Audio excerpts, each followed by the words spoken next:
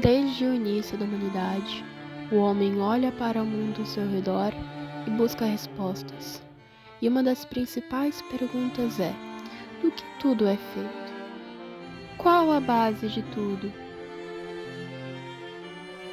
Começaram a pensar que existia um ponto onde não dava mais para dividir as coisas, e o que restava dessa separação era uma mini partícula chamada átomo.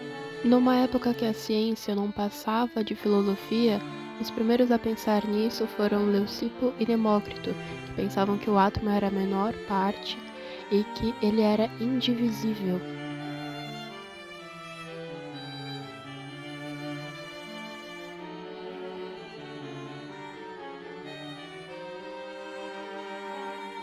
Isso 400 anos antes de Cristo. Porém, a ideia que predominou foi a de Aristóteles, que acreditava que o mundo era feito de 4 elementos.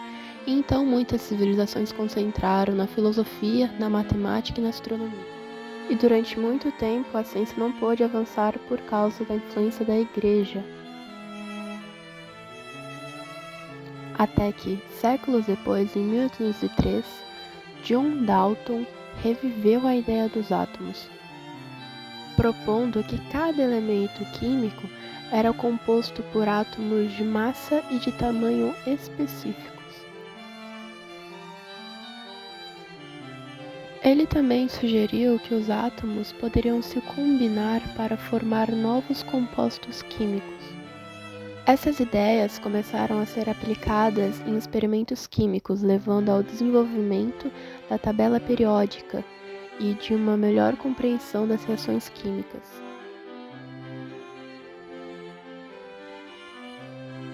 Quase um século depois, em 1897, o físico britânico Joseph John Thomson descobriu o elétron e, a partir disso, propôs um novo modelo atômico, chamado pudim de passas.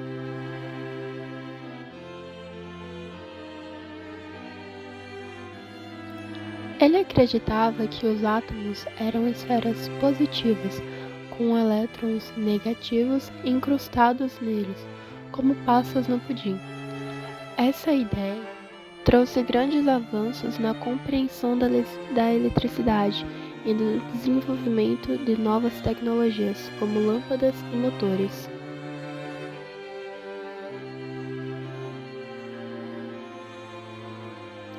Quatorze anos depois, Ernest Rutherford realizou o famoso experimento da folha de ouro. Nesse experimento, a maioria das partículas passou direto pela lâmina, mas algumas desviaram ou até voltaram. Isso mostrou que o átomo é composto em sua maior parte de espaço vazio, revelando que ele não era maciço como se pensava antes. Ele constatou que o átomo é formado por um núcleo denso e positivo rodeado por elétrons em uma vasta região de espaço vazio. Essa ideia pavimentou o caminho para as descobertas nucleares, abrindo as portas para a energia nuclear. Apenas 2 anos depois, o físico e filósofo dinamarquês Niels Bohr sugeriu um novo modelo atômico, que apresentava órbitas como a de um sistema solar. Essas órbitas eram níveis de energia, que tinham do K ao Q, onde os elétrons se distribuíam e se moviam, produzindo energia. Esse modelo ele tinha algumas contradições, que depois foram resolvidas por Schrödinger, que propôs que essas camadas, na realidade, não existiam.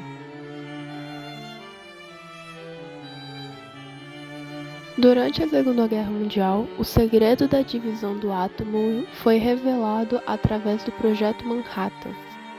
Cientistas como Oppenheimer, Szilard, Bradbury, Bohr, Bethe, Feynman e Manley estavam nele.